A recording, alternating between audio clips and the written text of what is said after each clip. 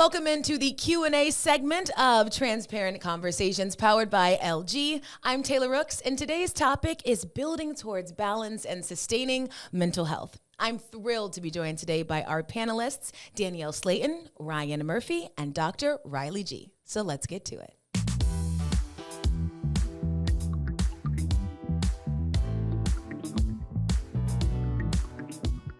Okay, we have some submitted questions for you all before we wrap. Let's see. Okay, and whoever wants to answer can answer. This first one, how do you hope conversation around student-athlete mental health continues to evolve in the future? But I guess I'll start with you for that one, Dr. G. I just hope more and more conversations continue to happen. Like, this is amazing that we're here having this conversation, and I think we just need more of this, like, within athletic departments and just all throughout athletics and the world in general, honestly. But I just hope that we can kind of move from mental health is important to, like, just dig a little bit deeper. Like, what aspects of mental health, what is so challenging, what about life after sports? Like, just really expand those conversations. Yeah, that's a really good point, because I think that when people just use the term, they're almost dismissing how complicated it is and how complex it is, and that it is different for everyone. So in what ways can we continue to better understand, again, that mental health is something that is unique? Yeah, I think you need to hear different people's perspectives. Have these conversations with many different people who are different from you, who have a different experience as you, who are from a different place, and just hear about those different experiences. I think that's one way. Yeah, absolutely. Okay, next one. What role do you think coaches and academic institutions play in supporting athletes to maintain equilibrium in their lives? Ryan, come on. You're closer to Cal than I am to Santa Clara, so I'm going to give that one to you. Yeah. I mean, I think they both play a huge role. I mean, I think in terms of mental health, or I more like to call it mental training, like, I think the earlier the better. Like, it's so important to learn these skills as young as possible. And I consider myself super fortunate to have had really, really influential coaches and teachers that have helped me learn things at a young age. Like, my high school coach, he would say probably every week, you just have to believe. It was like Ted Lasso. And I think that's just so important. Like, you have to believe in yourself. You have to believe in the people around you. You have to believe in your coaches in order to get the most out of yourself. And then academic institutions totally need to be helping students frame what they're learning and how to utilize it best. Of course. Okay, you all kind of touched on this, but I'll ask you, Danielle, because I know you mentioned you were initially a little nervous about joining at first. So this question is, what motivated you to join this LG panel today?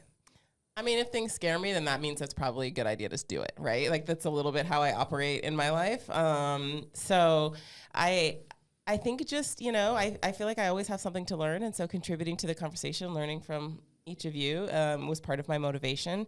And just making sure that we continue to raise this topic and have conversations like this, because if we're not intentional about it for some reason, it seems to just either there's a stigma still attached to it, or it falls by the wayside.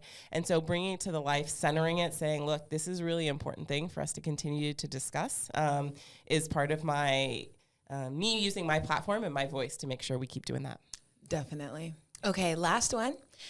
Could you all share any success stories or strategies that athletes have employed to effectively balance their academic pursuits, athletic commitments, and personal life? And maybe one of those success stories is your story.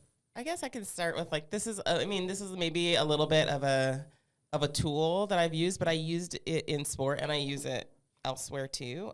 But in soccer, you make mistakes all the time, right? Like, there's no timeouts. It's a very fluid game, right? Like, so you just got to roll. And that's what I love about it. It's like a player's game. It's beautiful to me. And so one of the things that I learned as a player was, you can only have one thought in your head at a time. And so I would have sometimes you have negative thoughts that come into your head, right? You make a mistake, you take a bad touch, and I took a bad touch. Oh, it's going to be one of those kind of games. Here we go, right? But I had a mistake ritual, right? Like, so it was a pre-programmed thought in my head and a pre-programmed action that I knew whenever I had a negative thought or whenever I made a mistake, I knew I was going to do these two things.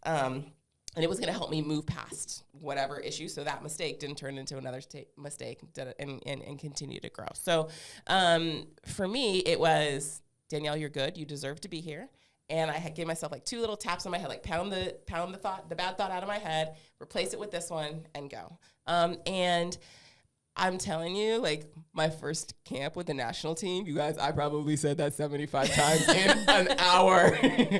No lying. Like, you're good, you deserve to be here. I had to remind myself of that all of the time. And so I don't know that this necessarily helped me find balance in life, but it was something that I used in various areas of my life. And so knowing when I was going to go tackle something hard, whether it was, a big test in organic chemistry, hated that class, or, whatever else it might be in my life that I wasn't necessarily feeling overly confident about, or I was maybe struggling with in the moment, it's a tool that I feel like I have used, and that across the spectrum of areas has been really helpful for me. That's great. And like the importance of self-talk. Yeah. You know what's so great is that you knew that was kind of a struggle for you, and you used the strategy to help you. Like, just that awareness that would be helpful and that you actually used it is amazing. Thank you. Yeah, absolutely. I love that. What about you, Ryan? Do you have anything like that? Any stories, things that you tell yourself? Yeah, I mean, I think really what I tell myself when I feel like I'm starting to kind of like get underwater, like I have a lot going on, is that each day is just made up with an infinite number of decisions. And so when I remind myself of that, there's so many things that we do unconscious, like subconsciously, like that it's like we're just doing it throughout our day. And once you realize, okay, putting one foot in front of the other, that is a decision. And just kind of getting down to like a granular level, I think is always really important for me. So good. I mean it when I say I learned so much from all of you. I am taking so much from this conversation, and I know that people listening feel the absolute same way. There's so much power in you all's words, the vulnerability that you showed. I'm so thankful that I was able to be here with you all. So grateful to LG. I'm so happy I participated in this conversation. So thank you all so much for your time, your words, and life's good. Thanks so much. Thank you so much for joining us on this episode of LG Transparent Conversations. For more episodes and to catch up on season 1, check out LG Transparent Conversations on Spotify, Apple Podcasts, or at lg.com/US/transparent-conversations. LG, life's good.